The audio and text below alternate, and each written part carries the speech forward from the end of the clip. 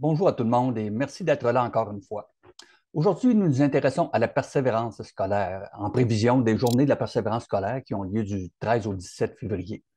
Pour ce faire, nous recevons Mme Ariane Cyr, qui est directrice générale de PRECA, un organisme qui s'intéresse à la réussite scolaire.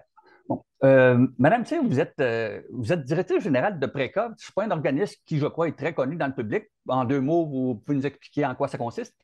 Ben oui, effectivement. PRECA, ben, c'est un acronyme qui veut dire Partenaire pour la réussite éducative en Chaudière-Appalaches.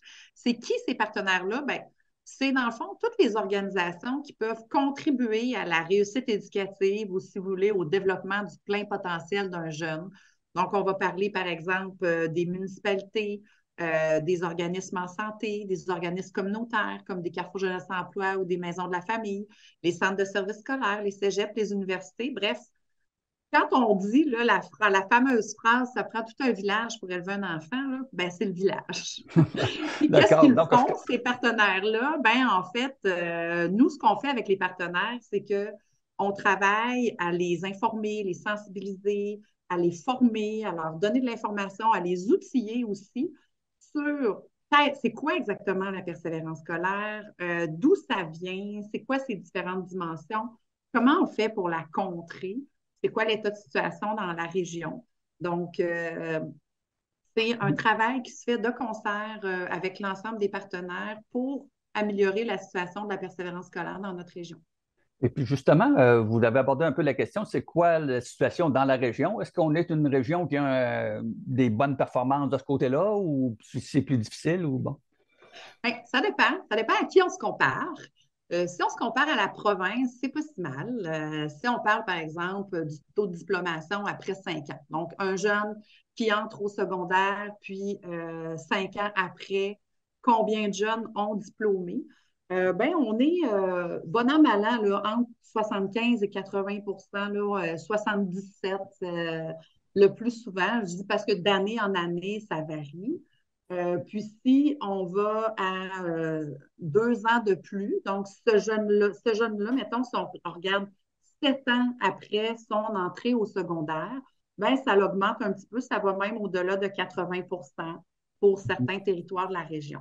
Est-ce que c'est bien?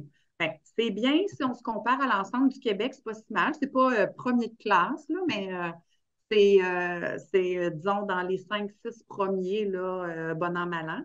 Par contre, ce que je dis tout le temps, c'est pas le reste du Québec qui habite en Chaudière-Appalaches, puis on a des défis importants, puis pour contrer ces défis-là, ben, on va avoir besoin de tout le potentiel de tous nos jeunes. À titre d'exemple, juste au niveau main-d'œuvre, ben, l'indice que j'utilise souvent, là, c'est l'indice de remplacement de la main-d'œuvre. Ça veut dire que si on prend 100 travailleurs qui quittent le marché du travail parce qu'ils partent à la retraite, bien, on en a 66 qui entrent. Donc, 66 qui entrent pour 100 qui partent, il en manque. Alors, on a besoin de travailler avec nos jeunes. On a besoin du développement du plein potentiel de toute notre jeunesse dans la région, peu importe là, ce qu'il y en est par rapport au reste du Québec. Et est-ce qu'on sait c'est quoi les problèmes, en partie, ce qui fait que les jeunes, ou certains jeunes ne persévéreront pas? Ben oui, il y a plusieurs choses qu'on connaît. La première chose qui vient vraiment contrer la persévérance ou favoriser le décrochage, c'est sûr, c'est les résultats scolaires. Donc, une difficulté au niveau scolaire est un élément qui est vraiment à considérer dans le parcours du jeune là, qui pourrait favoriser son décrochage. Par contre, il y a plusieurs autres choses, il y a plusieurs autres facteurs qui se situe plus à l'extérieur de l'école. Je vais prendre comme exemple la littératie. Donc, au-delà des notes en français, là, il y a aussi, est-ce que notre enfant, notre jeune, est-ce qu'il aime lire? Est-ce qu'il lit? Lire dans son sens le plus large, là. Ça peut être des bandes dessinées, des mangas, ça peut être même des jeux de société, parce qu'il y a plein de littératie dans les jeux de société. Donc, ça, c'est un facteur déterminant. On va prendre aussi, par exemple, celui de la santé physique ou de la santé mentale, de la consommation. On sait avec la pandémie qu'on a eu des enjeux avec la santé mentale de tous nos jeunes. Ça risque de prendre quand même 2, 3 ans, là, selon ce qu'on possède comme étude, là, à revenir, en tout cas sur l'analyse qu'on fait du passé. On parle de Est-ce qu'on craint que ça ait des effets sur la persévérance scolaire, la pandémie? Ben oui, c'est sûr que si on parle de santé mentale, ça a un effet sur la persévérance scolaire, c'est un risque de décrochage. La santé mentale, on craint fortement qu'elle s'est détériorée pendant la pandémie. Les études qui ont été faites pendant la pandémie semblent le démontrer. Les études qui ont été faites dans d'autres événements qui étaient dans d'autres événements soudains, comme Katrina, par exemple, aux États-Unis, ont démontré que la santé mentale des jeunes avait été détériorée et que ça pouvait avoir un effet sur leur persévérance. Donc oui, on le craint. Par contre, c'est pour ça qu'on dit, hey, gang, on se met tout ensemble, puis on va favoriser la persévérance scolaire de nos jeunes. Donc, la santé, la consommation, on parle beaucoup de vapotage, on entend souvent parler du Mhm. vapotage. D'ailleurs, actuellement, dans les médias, on en parle beaucoup. Les indicateurs de consommation au niveau du vapotage augmentent d'enquête en enquête. Donc, ça aussi, c'est un élément peut-être pour lequel on pourrait faire attention. Mais on parle aussi beaucoup de travail chez les jeunes. Donc, le fait de travailler, ça peut être un élément aidant, hein. On peut aller chercher de la motivation, de l'autonomie, mais Mhm. ça peut être aussi un élément qui va précipiter le décrochage. Donc, si on travaille trop, surtout, ça c'est un enjeu, si on travaille trop, si on n'est pas capable de bien équilibrer, Oui, puis, mais je aussi, voyais que le communiqué que vous avez émis à l'occasion des journées de persévérance scolaire insiste un peu là-dessus sur le travail. C'est-tu quelque chose qui est assez présent dans notre région? c'est quelque chose qui était vraiment très présent dans notre région avant la pandémie et un peu partout au Québec, on fait le constat que ça s'est exacerbé. Par exemple, chez nous, avant la pandémie, là, les jeunes, partout au Québec, la donnée, c'est qu'il y avait 53 des jeunes qui travaillaient pendant leurs études secondaires. Maintenant, en Chaudière-Appalaches, c'est 71 des Ouais. jeunes qui travaillaient pendant leurs études secondaires. Et ça, c'est en 2016, la dernière donnée qu'on a. Donc, ça fait quand même longtemps. Et ça, c'était bien avant la pandémie. On sait que ça s'est vraiment exacerbé. On n'a pas encore la donnée exacte, mais tout témoigne du fait qu'il y a beaucoup plus de jeunes qui travaillent, alors que chez nous, ils travaillaient déjà beaucoup plus. Nos jeunes travaillent aussi un plus grand nombre d'heures qu'ailleurs au Québec, et ce, avant la pandémie. Et on nous témoigne que ça s'est exacerbé. Et aussi, ben, ils travaillent de plus en plus jeunes. Donc, on commence à parler de jeunes de 11, 12, 13, 14 ans qui sont sur le marché du travail. Ce n'est pas quelque chose dont on entendait parler avant. C'est un nouveau phénomène. Et ce qui est quand même préoccupant pour vraiment ce segment-là, pour ces plus jeunes-là, ben, c'est que tout ce que je vous ai donné comme info tout à l'heure, j'ai dit, tu sais, travailler pendant ses études, ça n'a pas nécessairement d'effet. C'est pas nécessairement mal, ça peut être bien, mais tout ça, c'est des choses qu'on connaît pour les plus vieux. Il y a plusieurs études qui ont été faites sur la conciliation études-travail pour les plus vieux de 16, 17, 18 ans, mais ce segment de jeunes-là, ces nouveaux jeunes travailleurs-là, on ne les connaît pas et les études n'ont pas été faites avec eux. Donc, on ne sait pas l'effet que le travail va avoir sur eux. On ne connaît pas la donnée. OK. Puis ces jeunes-là qui sont en contact déjà avec des entreprises parce qu'ils travaillent là, et puis on sait que les entreprises manquent cruellement de main-d'œuvre. Est-ce qu'il n'y a pas un danger aussi que les entreprises tentent de les attirer tout de suite avant qu'ils aient fini leurs études? Oui, c'est vrai.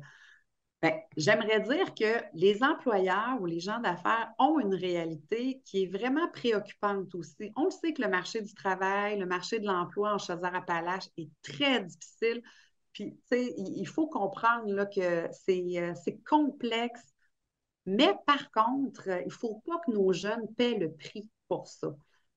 Effectivement, on parle de jeunes qui vont être recrutés, même en formation générale, pour travailler à temps plein sur des emplois non qualifiés, ou des jeunes qui travaillent en stage, donc dans des emplois qui demandent des qualifications, puis qui vont être recrutés pendant leur stage pour ces employeurs, donc qui ne retourneront pas à l'école, qui ne termineront pas leur formation.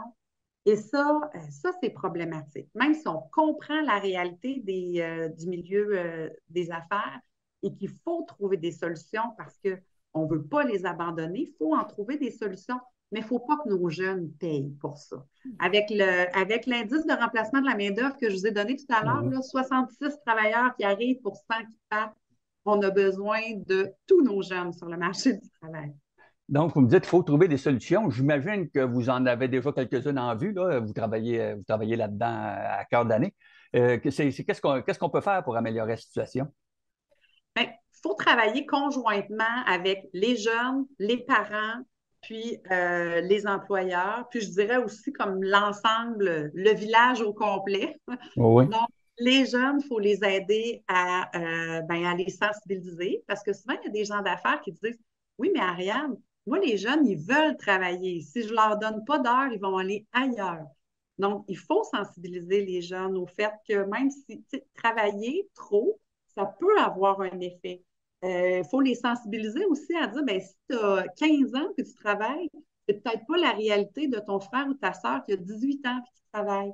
Donc, puis chaque jeune, en fonction de sa réalité, a un cumul d'heures pour ses études et son travail qui va être OK pour lui. Fait que pour un jeune, 5 heures, ça va être la limite. Pour un autre, 15 heures, ça va être sa limite. Pour les jeunes au secondaire, on déconseille d'aller au-delà de 15 heures. Mais bref, on aide les jeunes, on les sensibilise, on les outille. On fait la même chose pour les parents. Les parents, on est vigilants de la situation de notre jeune à nous. On ne compare pas avec le voisin. Le voisin a une réalité, notre enfant à nous a sa réalité avec sa réalité scolaire, puis sa réalité à lui aussi de son travail, de sa motivation. Et on fait attention aussi comment on parle de l'école à la maison, ou de l'école, ou du milieu scolaire, ou de l'éducation en général. Il faut comprendre que le jeune, lui, là, son projet de vie, à 100%, presque 100% de ses journées, ben, il les passe à l'école. Son projet de vie actuel, dans le concret, un jeune, là, c'est d'aller à l'école. Et si tout ce qu'il entend sur l'éducation puis sur l'école, c'est négatif, c'est sûr que ça vient jouer sur sa motivation. C'est pas motivant, là. Si tout ce qu'on entend sur notre employeur, par exemple, ça serait toujours négatif. Ça vient jouer. Les employeurs, ben, on a besoin d'employeurs qui sont proactifs, qui sont compréhensifs, c'est sûr, mais qui sont surtout proactifs. On en a plein des employeurs qui disent ah, moi, Ariane, c'est vrai, je le sais que je peux faire une différence, mais je ne sais pas comment. Donc, un des éléments de faire le comment, c'est d'être proactif. Nos jeunes, ils n'oseront pas toujours demander d'un aménagement, ils n'oseront pas toujours dire ah, ben là, tu sais, je suis en semaine d'examen ou j'aurais besoin de temps. Donc, on a besoin d'employeurs qui sont proactifs, qui posent la question. Dans mon milieu, là, c'est quand les semaines d'examen, c'est quand les cours sont levés. L'étape a fini quand? C'est de l'information qui se trouve facilement, là, par exemple, sur les sites Internet des centres de services scolaires, puis on l'offre à nos jeunes. On dit, OK, là, tu sais, il y a la semaine d'examen, est-ce qu'il y en a qui ont des enjeux? C'est important, il faut faciliter ça. Et on peut féliciter aussi les jeunes comme employeurs, on peut les encourager à être à l'école, on peut leur dire qu'on est content qu'ils soient à l'école, qu'ils fassent leur formation. Puis bon, on les laisse finir leur formation, on ne les recrute pas avant qu'ils aient terminé leur formation. Puis je terminerai en disant, ben, pour l'ensemble, le village, là, ben, ça revient un peu comme les parents. On fait attention à comment on parle de l'éducation, de l'école. Ça n'empêche pas qu'on peut avoir des choses à dire. Ça n'empêche pas qu'il peut y avoir des enjeux qui sont liés à l'éducation ou à notre école. Mais on fait attention quand même d'avoir aussi des mots positifs et bienveillants euh, puis pas parce qu'on veut tout voir en rose, mais parce que c'est important pour nos jeunes d'entendre aussi ces éléments positifs-là. Parce que eux, c'est ça qu'ils vivent à l'école. Et en terminant, je voudrais revenir un petit peu sur les journées de la persévérance scolaire. C'est-à-dire qu'à l'occasion de ces journées-là, il y a des activités qui sont prévues là, pour vous, nous faire un petit tour d'horizon de ça rapide. Ben oui, effectivement. Premièrement, le porte-parole, pardon, Laurent Duvernay-Tardy, notre porte-parole depuis quelques années, revient cette année. On est très content que Laurent soit avec nous. Pour Laurent, la persévérance scolaire, c'est super important. Et d'ailleurs, il offre aux jeunes du Québec une activité virtuelle qu'il organise lui-même avec ses invités le 15 février, donc le mercredi 15 février en après-midi. Toutes les classes du Québec peuvent s'inscrire, donc les classes de Chaudière-Appalaches peuvent s'inscrire aussi. C'est sur le site web de Préca au www.preca.ca. Vous allez avoir le lien pour le volet des journées de la persévérance scolaire et vous allez avoir ça à ce moment-là. Outre ça, il y a aussi des activités que Préca offre à tout un chacun. Ça peut même être aux parents comme aux partenaires, donc au milieu scolaire, au ministère de la Santé, peu importe. Et on a beaucoup axé sur le volet de l'emploi, vu que c'est la thématique qu'on s'était donnée cette année. Donc, mercredi le 15, juste avant la rencontre avec Laurent, de midi à 1, on rencontre la sociologue bien connue, Diane Pacom, et on a demandé à Mme Pacom de nous parler de la place des jeunes dans la société, la place des jeunes, les adolescents et les jeunes adultes. Et pour continuer cette réflexion-là, le vendredi des journées de la persévérance scolaire, le 17 février, toujours à la même heure, de midi à 1, une autre rencontre virtuelle avec un autre sociologue du travail, M. Mircea Vulture. Et on a demandé à Mircea, c'est quoi la situation de l'emploi des jeunes au Québec? T'sais, ils travaillent-tu? Comment ça a évolué? Pourquoi ils travaillent? C'est quoi la place qu'ils prennent au niveau du marché du travail? Qu'est-ce qu'ils vont chercher là-dedans? Donc, ça va être 2 rendez-vous virtuels très intéressants. Le jeudi, le jeudi 16 février, Préca, mais aussi toutes les autres instances régionales au Québec, on invite les gens à se parer de vert. En fait, c'est la journée Persévère. Donc, on vous invite à vous habiller en vert, comme mon veston. Euh, et en fait, c'est juste pour souligner le soutien du village. C'est pour avoir une image, une expression de ce village-là. Ça pourra être virtuel, ça pourra être au bureau. Et c'est pour démontrer le soutien de l'ensemble des gens de la société civile à la persévérance scolaire. Ah ben, on invite les gens à participer à ces choses-là. En allant sur le site de Préca, ils vont pouvoir avoir toutes les informations nécessaires. Et puis, je vous remercie de cette entrevue-là, puis je vous félicite du beau travail que vous faites. J'espère que les gens vont vous donner un petit coup de main là-dessus, puis que tout le monde ensemble, on va réussir à améliorer les choses.